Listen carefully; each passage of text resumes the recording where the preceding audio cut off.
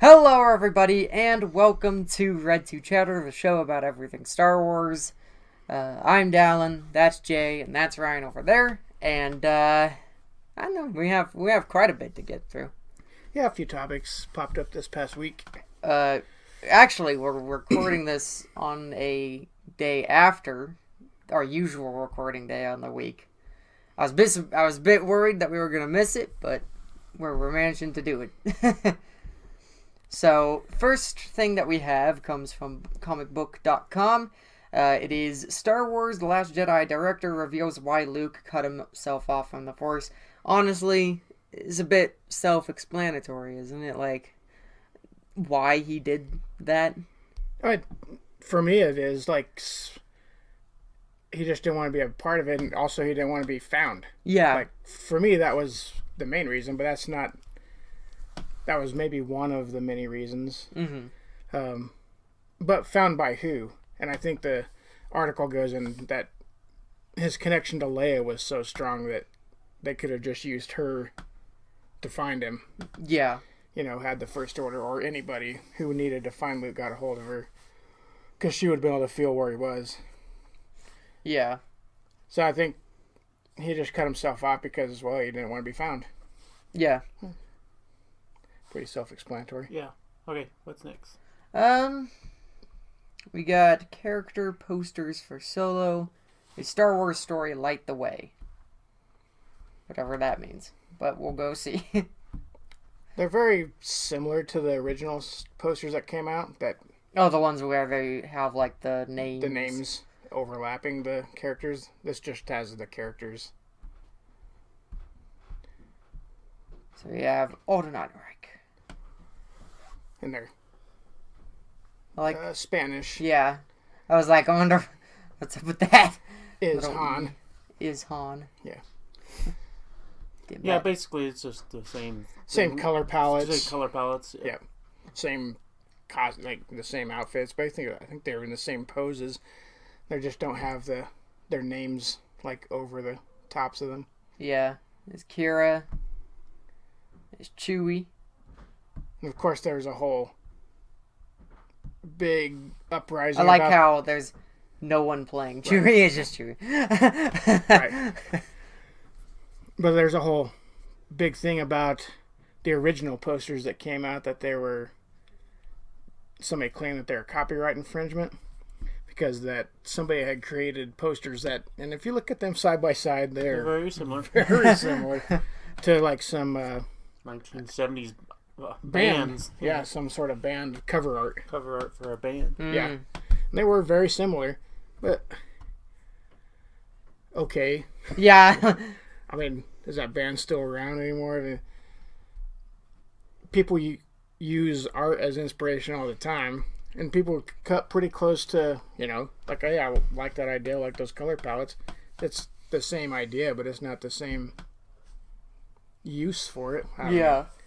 I guess if you're the artist that created it originally, you'd at least want some sort of credit for the coming idea. up with that idea. Yeah. Right. And there's some people out there just be flattered that somebody else used their Right. kind of similar idea and took it. It's like, yeah. Right. All right, what's up next? Watch two ways the Star Wars The Force Awakens originally could have happened. Did you watch those two? No.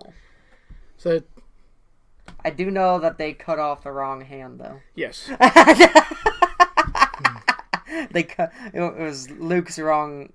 But what if they just hand. had it in, like, what if the copy they got was just like the, Mirrored? got a mirror image of it.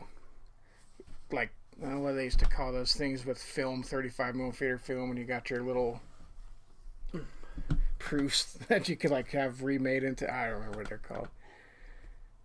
But it could be with something that somebody got a hold of that part of it, so it's like the reverse or the mirror image. Yeah. Anyway, one of them was Luke's hand floating through space. And then the other one is actually better. And it showed This one? This one? Yeah, that one. It shows like a cruiser being dropped off. Yeah. By two, looks like Princess Leia's the Tantive 4, the Corvettes.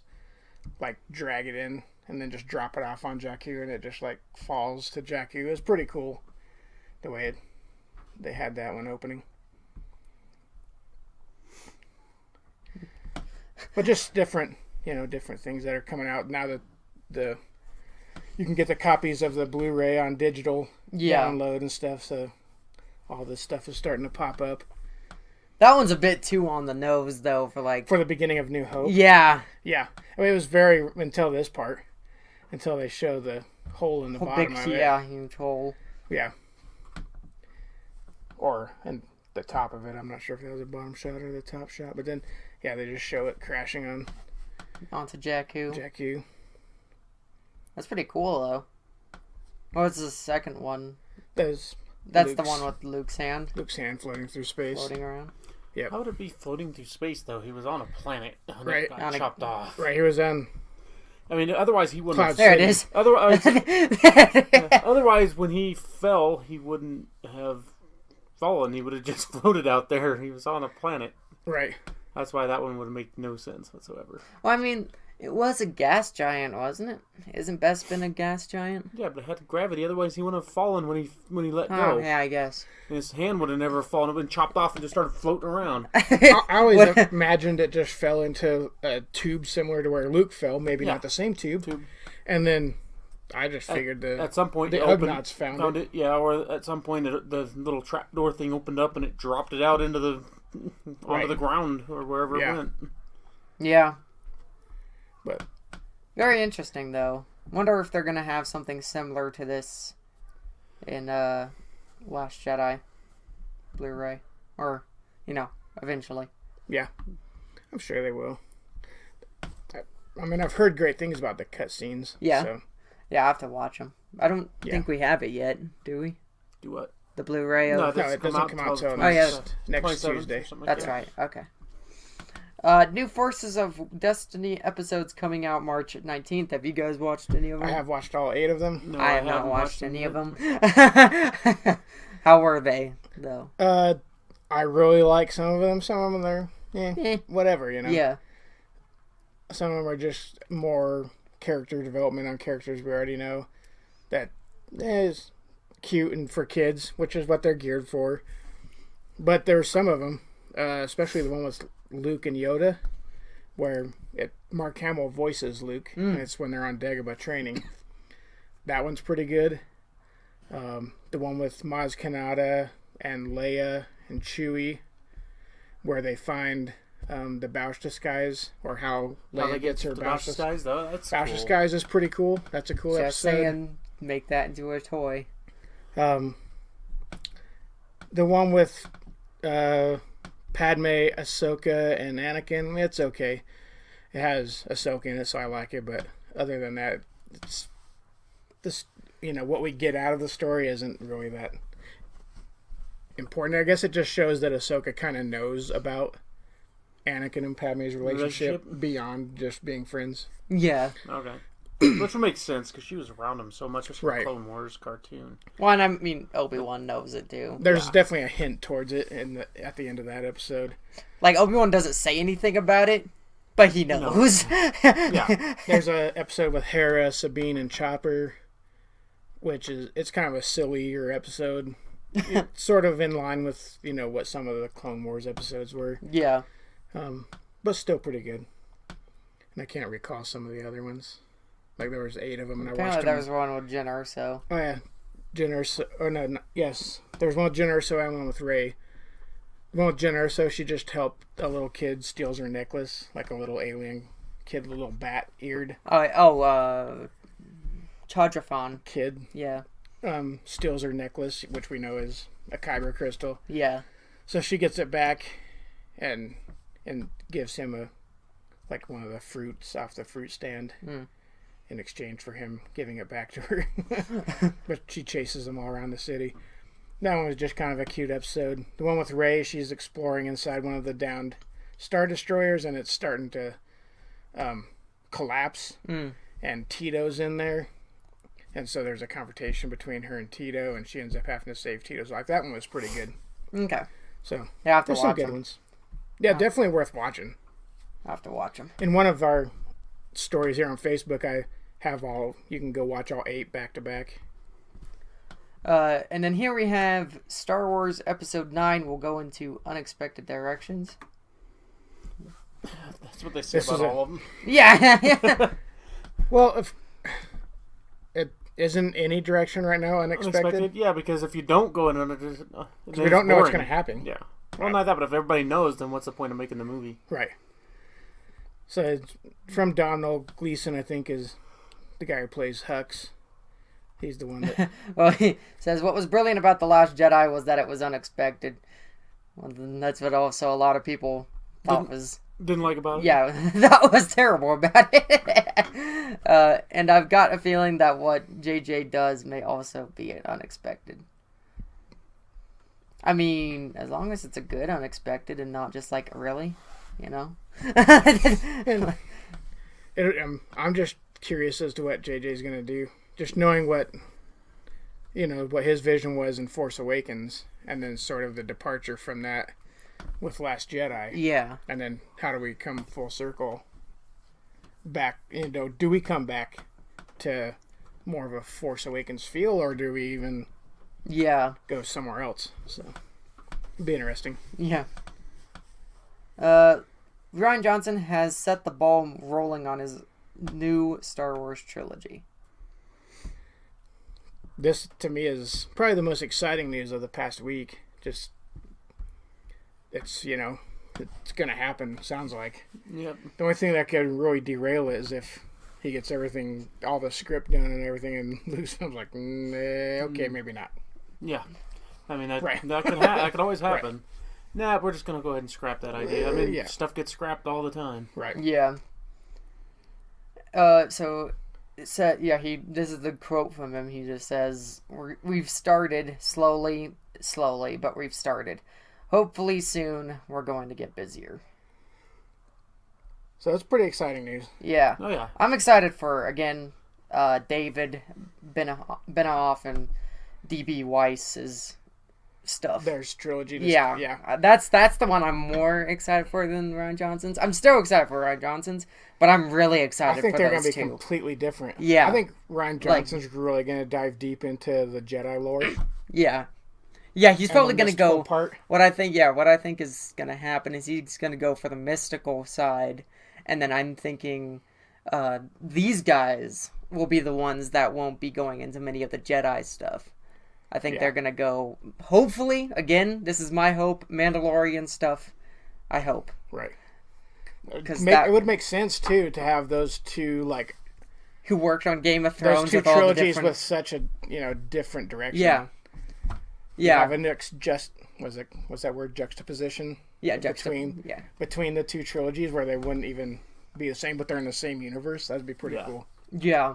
I mean, just like they worked on Game of Thrones, who have multiple families and clans and stuff. So that's exactly what the Mandalorians are. You just don't want it to get too parallel to that. Yeah. It's just like, right. hey, Too much Game of these Thrones. guys just took Game of Thrones and turned it into a space show.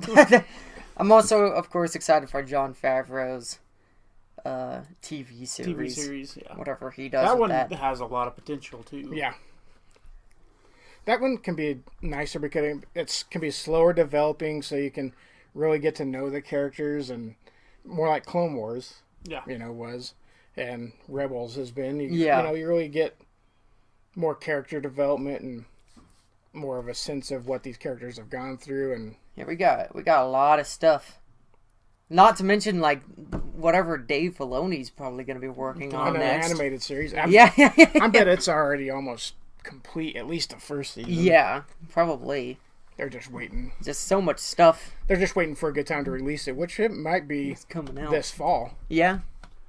We don't know yet. Yeah, I'm just wondering, are we going to get too much Star Wars?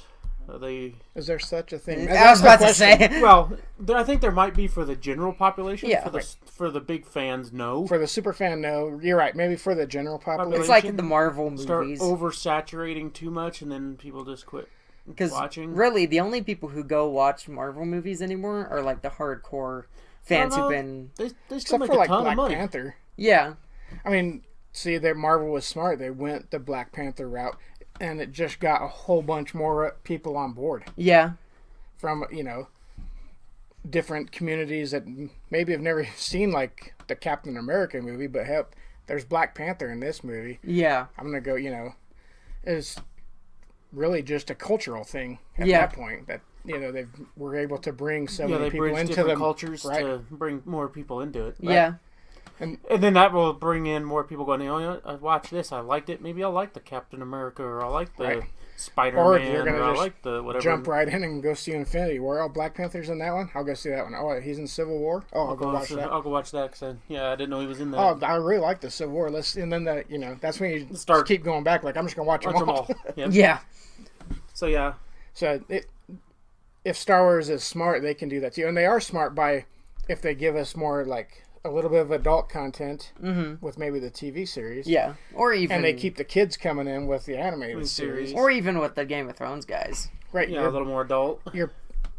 You're expanding your viewing by including the more adult stuff and then bringing in the younger kid stuff. Yeah, because a lot of people always, they say, but Star Wars has always been going to be made for kids. But you guys got to understand that fans grow up, Right. and you have to adapt to that. And you gotta keep. Then it's the more have of the to keep balancing them. act because Right. you gotta draw in new fans, but you also gotta keep your old fans happy. So you gotta do the multi-generation thing Yeah. and keep everybody engaged if you want to really make, and the whole point of this is making money. Uh-huh. And that's the whole point of these It's a movies. business, It's right. a business.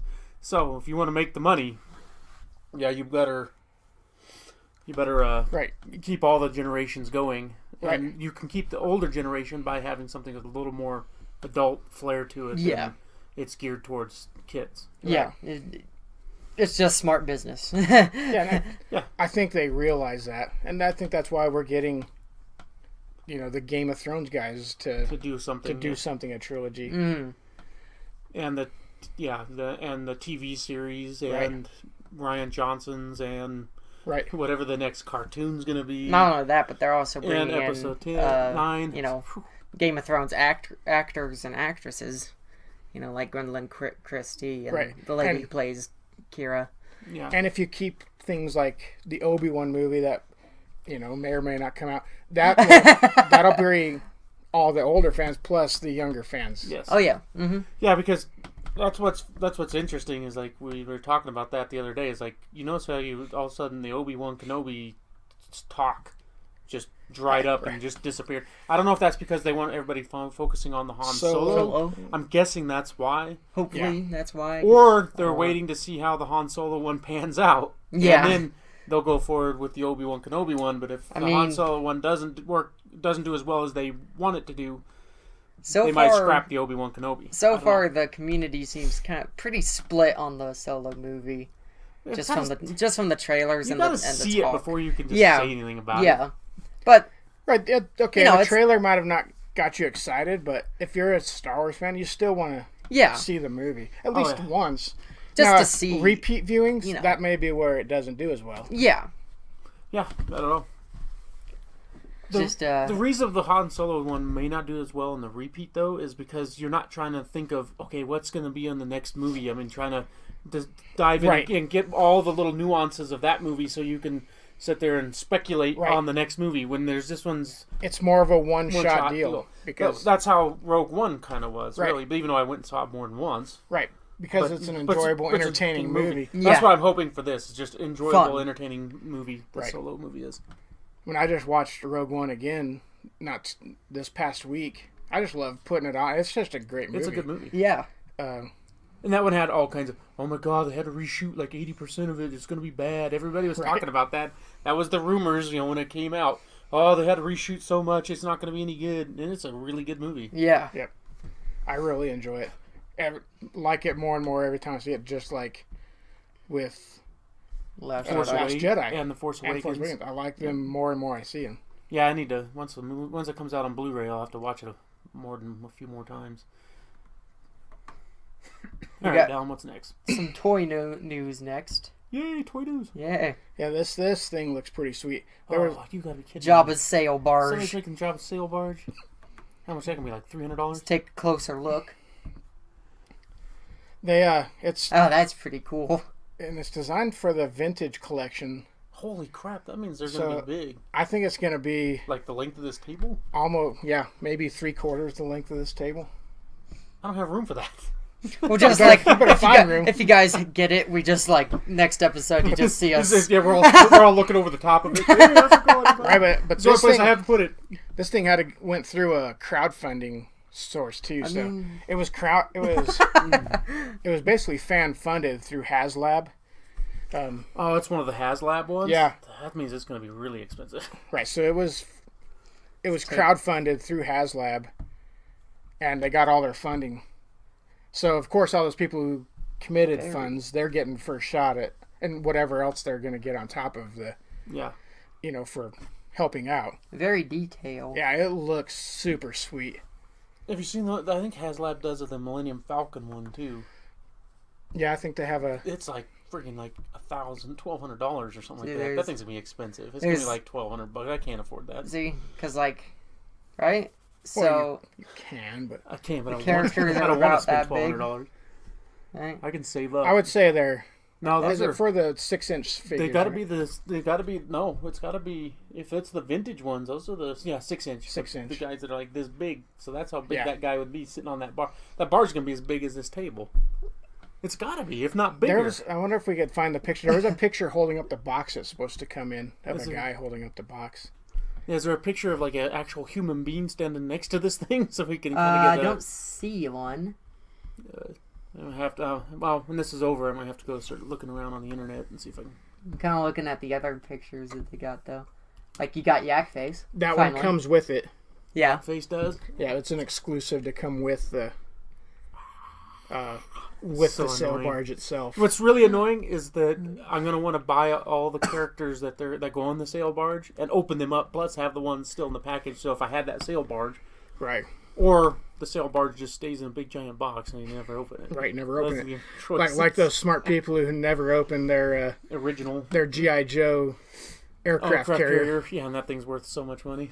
It's Yeah. like the largest toy ever made. This might be Is it? Yeah, I don't think it's as big as that, but yeah, close. that aircraft carrier was like huge, It was massive. huge. Colors may vary in final production. Yeah, you always put that on there. Yep. Yeah. But It looks so cool, man. That is pretty cool. I just like to have one for the 6 or the 3 3/4 inch. yeah, like One for just that. those Right? guys. Yeah, one about half the size of this Yeah. table, or a quarter of the size. Still be like this big. I wonder if they ever do a Lego. Did they ever do a Lego one? I don't know if there was Sail a- barge? Yeah. Yeah, there was a Lego set. There's a Lego Yeah. sail barge. I don't have it, but wouldn't mind having it.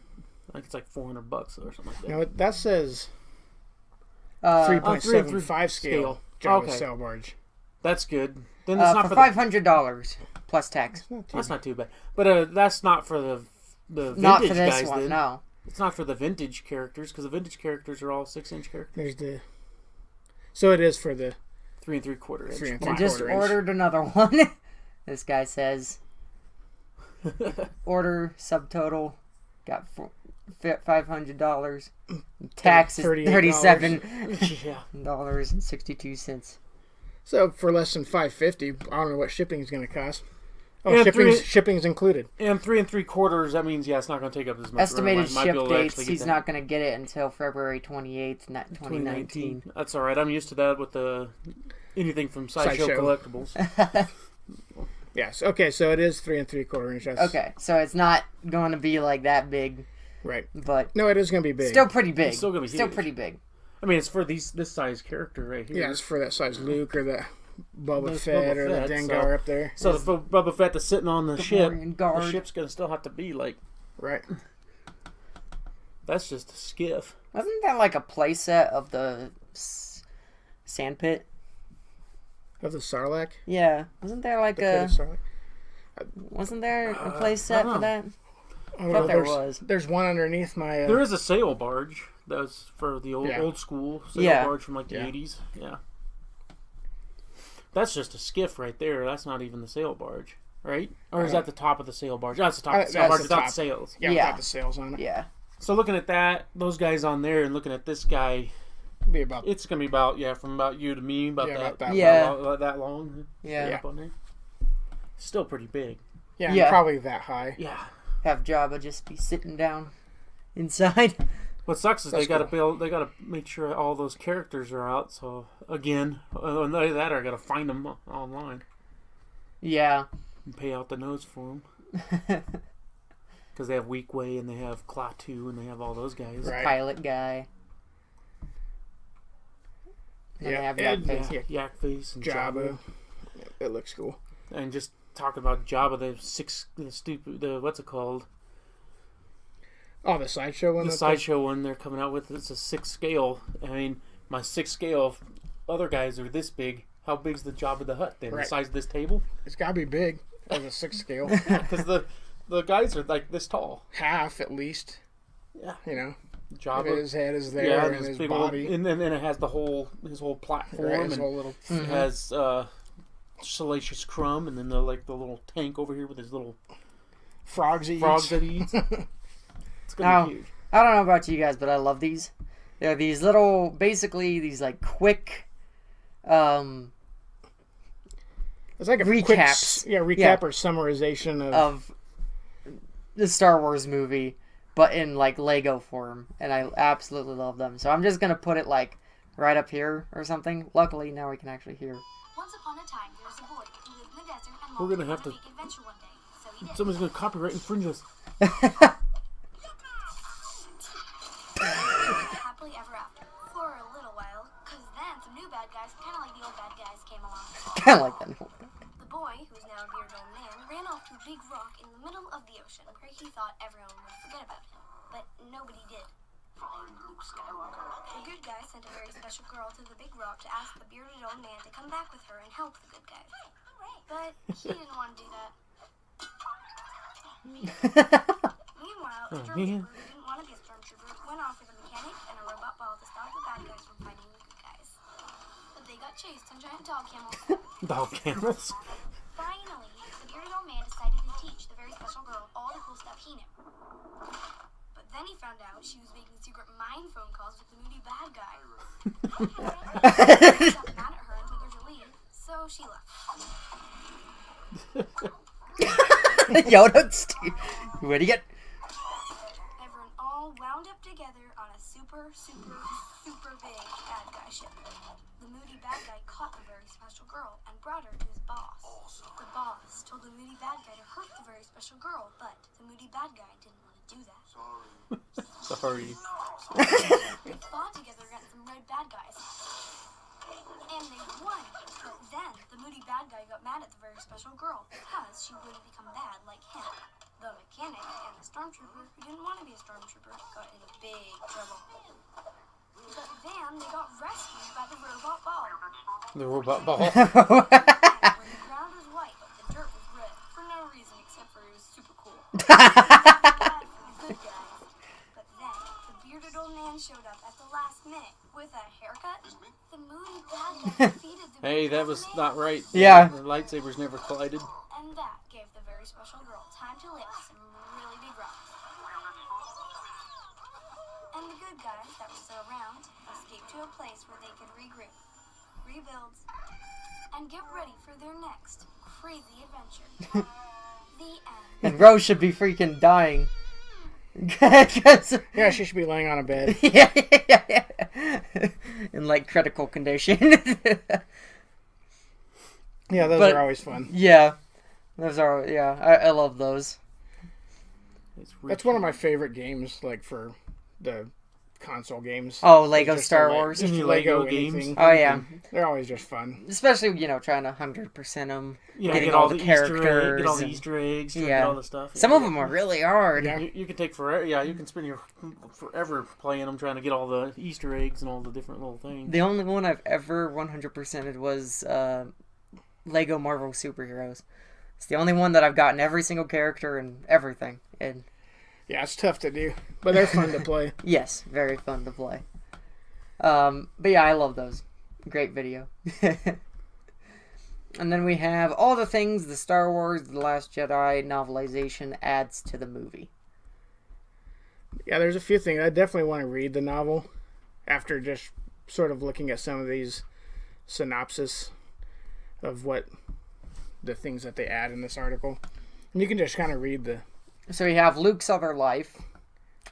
Right. So a couple weeks ago, I think we talked about him seeing like a vision of himself with like a wife, and like they're on Tatooine. So it kind of goes into, what. Yeah, it's set in an alternate world where Luke never left Tatooine, and the Imperials seized C-3PO and R2-D2 from Lars' homestead, while Luke stayed on the planet and eventually married Cammy, a friend previously seen in footage cut from A New Hope early on.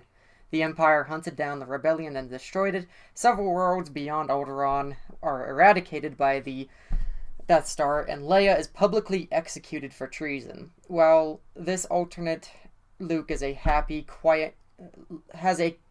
quiet life under the Empire's thumb, he does have one regret: not having children. Our glimpse into this alternate reality ends there and returns to Luke in the normal Star Wars universe. But the most interesting thing about it is that it isn't actually a dream; it's a vision from the Force, sent to haunt Luke about his inaction after cutting himself off from the living Force. He notes these visions have started to become more persistent, as if heralding the arrival of something or someone in his life. Yeah, so I think that's kind of a cool. It's like it's the Force telling him, basically, messing with his dreams. Like, hey, like you need to come back. Yeah, you need to come back to the Force. Right? Yeah. Like you shouldn't shut us off, or you shouldn't shut yourself off from the Force. Yeah. Because you start to think about all these other things that could have been, or I just thought it was kind of an interesting thing. This one is Han's funeral. So in the novel, it primarily serves, understandably, as a moment for Leia. On the inside, she is still racked with grief by Han's death, but the practicality of having to prepare the Resistance for evacuation and the impending battle with the full might of the First Order leaves her more annoyed with having to speak to a gathered Resistance staff to mark Han's passing. The sort of event, she notes, Han would have despised. Then really giving herself a chance to grieve publicly. After a brief speech, Leia marks Han's burial with a small wooden carving he made and gave her during the aftermath of the Battle of Endor. That one hits you on the heartstrings. But you could see kind of why it wasn't in the film. Yeah. That's how you would start the movie off, and it's just like, who wants to start a movie off with a funeral and just watching a funeral? It was pretty somber. Yeah, like, just beginning. be like right at the very beginning, it gets you down, then it's hard to get you back up. Right, it would have almost been more suited for the end of Force Awakens. Yeah. Just to go ahead and do the funeral. Yep. Sort of like they did the awards ceremony after they defeated the first Death Star, in the little celebration after Endor. Yep. They should have just, in Force Awakens, maybe just gone ahead and done the funeral scene. It would have made more sense. Right. Instead of, and then you could have gone to the part where you ended with Luke and Rey meeting for the first time. Yep. You still had that scene in there. But it would have been more fitting, I think, in the end of Force Awakens than the beginning of Last Jedi. Well, it's just hard to start a movie off that way. It's just like... Right. Yeah, it's easier to finish one, knowing that there's another movie coming out. Yeah. Okay, the little caption underneath this picture's funny. It says, something bad is about to happen to Radis, and Leia knows it. But how? The Force, that's how. God, how many times, people? It's like people forget that the Force can do that. And that she is in touch with the Force? Yeah. So one of the more weirdly controversial elements of The Last Jedi ended up being Leia's relationship with the Force, which made no sense. Like, I don't get why that was controversial at all. Right. And how she ended up having to use it to save herself from a horrifying death with a display of power never seen from the character before. While there has been plenty of gripes about just how the daughter of Anakin Skywalker was able to suddenly call on the Force in a moment of extreme physical trauma, the novel paints Leia in a much in tune with her Force abilities, further driving home the fact that just because she's not a Jedi doesn't mean she can't use the Force. A quiet moment added as the Resistance fleet makes its first jump away from the car. sees Leia quietly reach out to the Force to check on the mood of the haggard Resistance soldiers, as well as try in vain to see if she can feel Luke's presence somewhere. It's an empathetic level of Force that's surprisingly powerful. She can feel emotions on planets as they soar past the fleet in hyperspace, and in line with her ability to have felt Han's death in The Force Awakens, or her brief connection with Kylo when he attacks the Raddus later in the movie. Yeah, so I've always known Leia was in touch with the Force, even back on Well, she knew Empire Luke was Strikes fine. Back. Mm-hmm. Well, yeah, we'll part on Empire Strikes Back. where Luke's calling out to when he's hanging upside down. Yeah, He's like, Leia, oh, yeah, we have to turn around. Yeah. Like, I know where Luke is. Yeah. Yeah, you're right. That was the Force. That's the Force. Yeah, And it was working both ways. Leia was yeah, connecting with Leia, or Luke was connecting with Leia, and yeah. Vice Otherwise, versa. she wouldn't know where to go. right. And then it also was, in Return of the Jedi. I'm sure Luke wasn't on that when it blew. She's like, he He wasn't. wasn't. She knows. Right. She knows he's still She can feel alive. it. Right. Yeah. So this one is more about the difference between the living Force and the cosmic Force. So living Force is like, it's living. It's what's in all things and Right. The stuff. Force between the tree. the Cosmic rock. Force is more of like an omnipotent being. It's like, what will happen in the future, the past, the present, all that stuff. So it's basically all about Luke's seeing it as he's reconnecting to the Force. Okay. Yeah, so that's basically what that one is. Rey and Kylo's connection. This one. So basically, it just explains that Rey is done with Kylo after their duel with the Praetorian guards. And while escaping their supremacy, a new moment with Rey reveals that she contemplated killing Kylo while he was still unconscious in the wake of Holdo's hyperspeed attack, but chose against it. Not out of the belief that he could still be redeemed, but because she felt the will of the Force wanted him to survive the day. So I like that Rey's like, you're lucky, and just walked off. If the Force wasn't compelling me not to kill you, I would have killed you. I would. Yeah, because she's not a Jedi. She didn't. Right. She's not beholden to the rules of the Jedi. So. Nope. Yeah, and it says Rey unmistakably severs their connection and makes it clear she no longer feels any compassion or even hatred for Kylo. She feels Right, and that's literally sort of nothing. that last scene there Yeah. where she shuts the door on him from the Millennium Falcon. Like, that's it. Yep. Connection's broke. Yeah. Which I really like. Yeah. I want Kylo to go off the deep end. Oh, and yeah, just me be too. a brutal, even way more brutal than Snoke. Vader, and just out of control. Yeah. After the remnants of the, resistance and anybody who opposes him. Yeah. You don't have to go through all these if you don't want to. I don't know. I like these. They're interesting. We're almost done. Yeah, we're almost done. Just like the final film, the novelization doesn't offer Wikipedia pages worth of backstory for the now fallen leader of the First Order, but it does give us a few snippets that both paradoxically, is that even a word, make Snoke feel hugely important, but also someone who wasn't really worth all the speculation. First, the interesting things. Snoke's mastery is not just the Force, but mystical elements of it.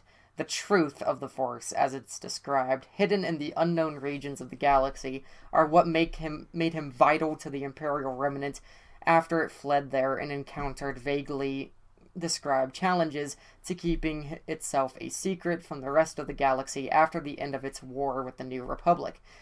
The novel also notes that Luke and Snoke were aware of each other through the Force, and Luke was going out into the galaxy after the Return of the Jedi to locate ancient Jedi artifacts. There's even the implication from Snoke that he pushed Luke through the Force to become a teacher. Not just to train Ben Solo, but also establish the new Jedi Academy. As Snoke knew full well that Ben's internal conflict and Luke's own hesitance to teach would always end in a tragedy that would take Snoke's greatest rival off the galactic chessboard. But despite all that, the novel also sees Snoke readily admit that he was never meant to lead the First Order to prominence. His emergence in its earliest days is apparently more down to happenstance than some grand design, and he was simply in the right place to help the Empire at the right time, rising over the Imperial officers who had come to the unknown regions in the first place. I think that's interesting. Right, and I still think Snoke and maybe whoever Snoke was involved with out in the wild regions of space is who Grand Admiral Thrawn was having problems with. Yeah. Got like a hair down my throat. So yeah, it is kind of interesting. And then... So I don't, based on what the novel tells us, I don't think we'll see got two Snoke more. back in No. episode 9 like I thought we might. I think we're just going to get full on, Kylo. yeah, Which I'm fine. maniacal Kylo. I'm fine with, because maniacal Kylo is very interesting. Like just throwing hooks around, and anybody who opposes him, just bam, force choking everybody. Just you failed me for the last time. Complete tyrant. Right. And he just rules by fear. Yeah. Like he does anyway. Mm-hmm. I mean, people are already afraid of him. You watch Force Awakens, and he's just slashing the crap out of that, out of that console and he's on like the wall, and those other stormtroopers turn around and walk the other way. They don't want any business. and also that one guy who's trying to tell him about BB-8 escaping, and he's like he's like, please don't hit me, please don't hit me. Please don't hit me, please don't choke me, please don't strike me down with your lightsaber. Yeah. So I think that's how he's gonna lead, is through fear. Yeah, just through destruction and fear. Yeah.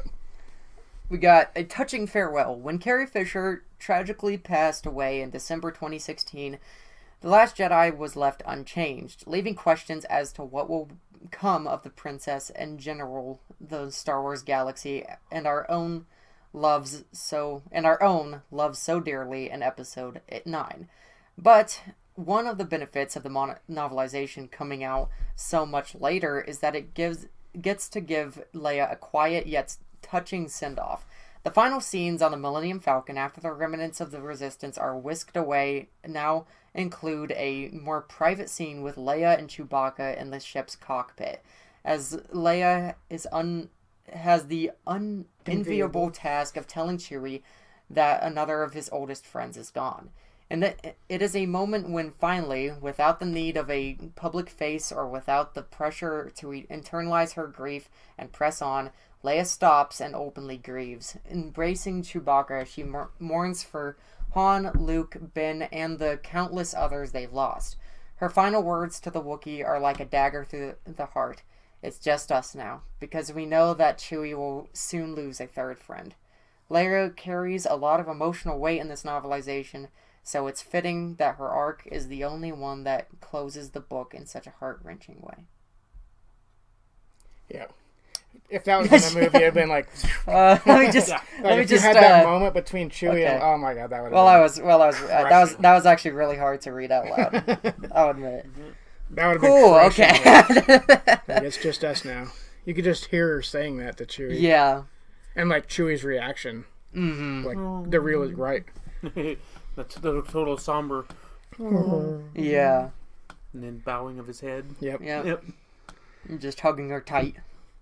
And what remains of Luke Skywalker? The novelization does add one more epilogue between the final scene on the Falcon and the stable boy on Canto Bight, told from the perspective of one of the Lanai caretakers on Ahch-To after Luke's sacrifice. The Lanai recounts the strange and varied visitors to the planet she's seen over the years as the caretakers go through the objects left behind by their latest guest, storing them alongside Force-attuned artifacts they've collected and safeguarded for years. A few items are specifically mentioned, like the compass Luke used to find Ahch-To in the first place, first seen in the story mode for Star Wars Battlefront 2. Yeah. But one is left nebulous, Luke's weapon. This is the staff Luke carries in The Last Jedi. Or is it the green lightsaber he wielded in Return of the Jedi? Who knows, but it could end up being as important to Star Wars' future as the now destroyed Skywalker family blade was. Right, so his is his green lightsaber still on Octo? Yeah, it could And will Rey go back there for any reason? Is there any reason for Rey And to would go back? and would the caretakers give her that weapon? Right. Would they be willing to turn it over Yeah. to her? Who knows? I don't think she goes back there. She has the books, which I also saw. Like Yoda knew that Rey took the books. be. That's why he buried him. Yeah. So He said as much when he was talking to Luke. He's like, he told Luke, Rey has everything she needs to like know. There's nothing in the library that Rey doesn't already know because Yeah. Rey already took the books.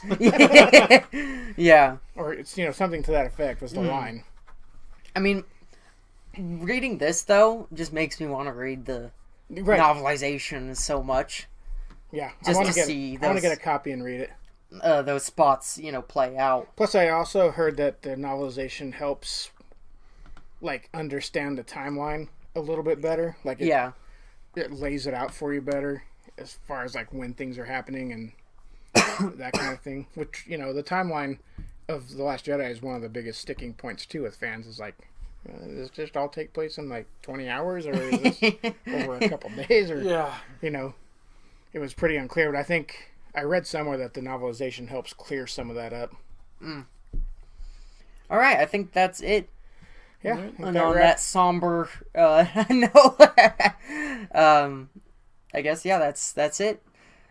So I hope that you enjoyed this 47th, 48th. Hold up, I always have to check because I can never remember. They're starting to flow together. Yeah, I think it's 47th. 47th. 47th episode of Red 2 Chatter. I freaking love doing this show. I'm like excited almost every. On Tuesdays, Yeah. That's when we usually do it. Today's Wednesday, but yeah. that's all right. I'm always excited to Me too. I'm always looking forward to it. see Yeah. what they got, what we got for the week. What's crazy is how much news does come out every week. Oh yeah, Oh, it's just gonna get worse because especially when they start making all these other movies Right. I mean, we're and all going the to TV series. We'll and just all come- the- we'll just have to be selective like about we're what gonna- we talk about. yeah. Really. gonna be sitting there like It's gonna be freaking- much more what's his selective. face from 2001: A Space Odyssey, like all this information flying past her head. But yes, I hope you guys enjoyed, and please like, comment, and subscribe if you guys enjoyed. Jay, where can people find you? Find me on Instagram, J Wilson by Design. Always look at our Facebook page, Yes. Red 2 Chatter. Are we gonna make an Instagram page for Red 2 Chatter at some point? Yeah, Okay. I will Soon. create one. Soon. Coming soon. And I am on YouTube as well under Major Glitterix, link down in the description below. I do gameplay videos and I've been uploading a lot recently, so because I'm trying to catch up on because like sometimes I upload too slow and then I just have this overabundance of videos that I need to upload because I'm like, okay, I'm getting a bit too far behind. So yeah, I'm uploading like crazy right now. So yeah, I hope that you guys enjoyed though, and we'll see you guys next time. Laters. Bye!